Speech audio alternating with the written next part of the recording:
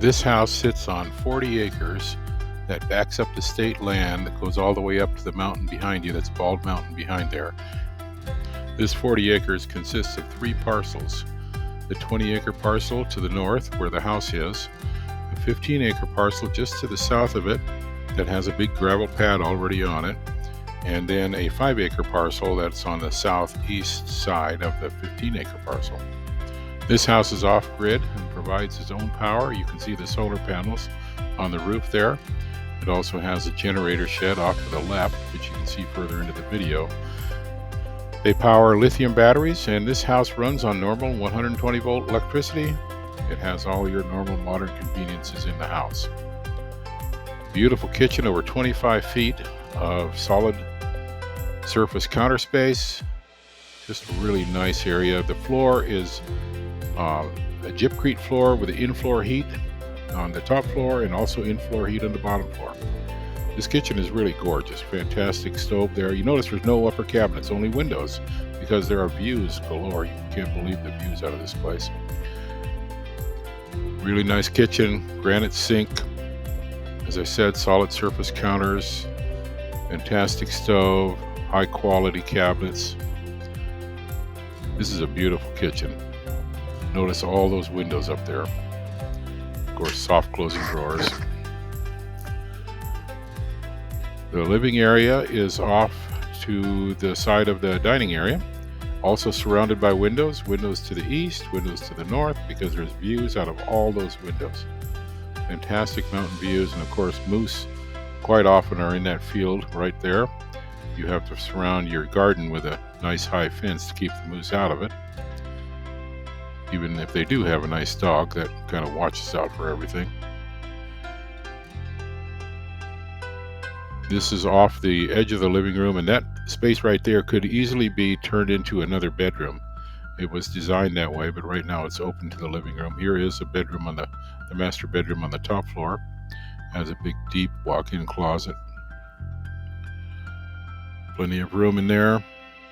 Almost every window has a view out of it. If you go downstairs, he calls it the Longhorn Saloon, and that's really what it is. It's a saloon.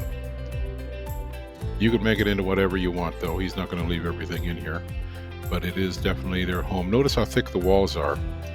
Those are insulated concrete panels on the bottom floor, and good 6-inch walls on the top floor. There's the backyard.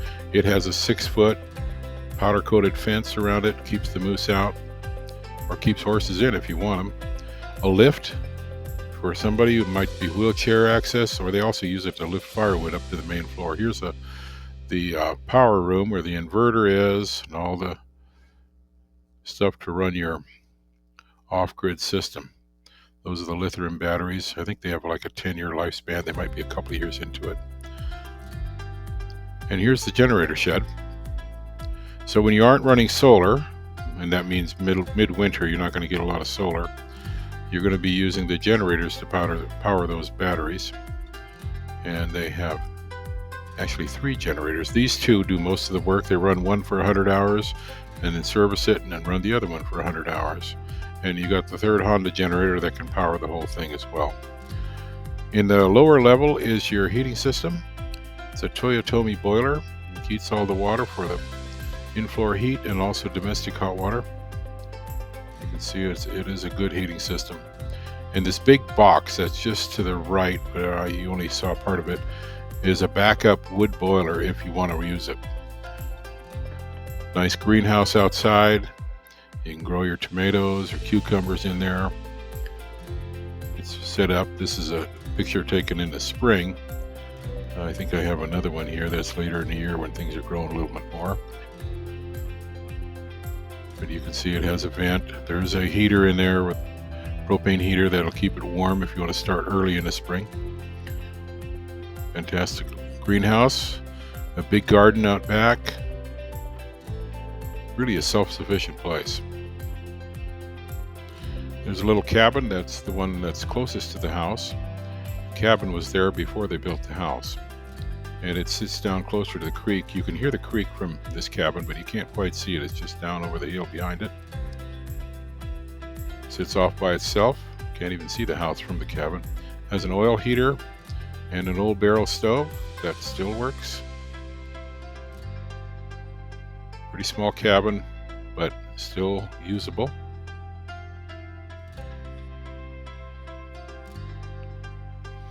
You see the house, see that carport there? You can fit 2 cars in that carport. You can fit at least 4 cars in the shop, maybe more. I think it's 1,400 square feet of shop / garage space, plus a 900 square foot loft over the top. You can get a good bird's eye view of the whole place here by doing a circle around it. You can see the garden just coming into view there on the bottom. That has a fence around it. The backyard, that's fenced with a 6-foot high powder coated metal fence. See the concrete steps out back. The bottom floor has walls about 1 foot thick. I think they're about 8-inch walls on the top, maybe 6-inch. I can't remember. Get a good idea. The generator shed is off to the right there. There is a big Connex, that blue thing up there, that is not necessarily going to stay, but could be negotiated in. There also is a plow truck. Those things are possibly negotiated in. It depends on the price, depends on what you agree on. You can see this sits by itself. The closest neighbors are about a mile away down at the bottom of the road. So if you're looking for a place by yourself and yet still within driving distance to Wasilla, I think it's about maybe a 20-minute drive to Wasilla, maybe 15, something like that. You can get in right into Wasilla to the stores. It's not that far out, but still, right at the edge of civilization, you're going to see plenty of wildlife here. The 2 cabins are way off to the right. You can see the arrow. We're going to zoom over there and take a look at them from the air. See one just starting to come into view right there. These places are pretty old, but they are able to be brought back to life with some work.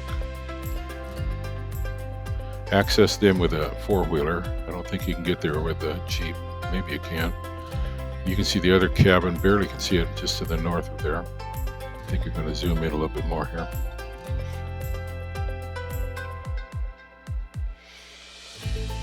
There's the other cabin.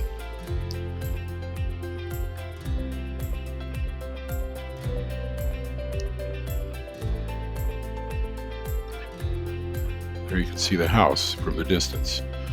Now there's a creek. If you look closely, you can see just straight down, there's a creek that flows right through the middle of this whole property. I'll show you a close-up of the creek here. You can see that if you wanted to do hydro, there's plenty of water in this creek to do so. I do wonder though, there may be salmon that come up this creek with you anyway, so I'm not sure how that would work out. We'll follow on up the creek here ways.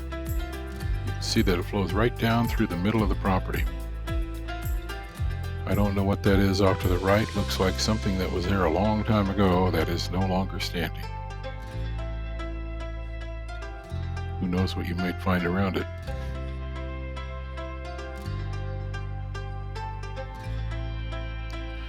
You can see right at the creek there's a little place that was covered. I think that they used to pump water up to the cabin from back in the day. I think that cabin was built in the 60s or 70s. And there's a house. The foundation was laid in 2010, was finished in 2016. And they've lived there ever since. So there you go. Give us a call if you're interested in this place. Feel free to text or call for more information. We've got lots of info on it.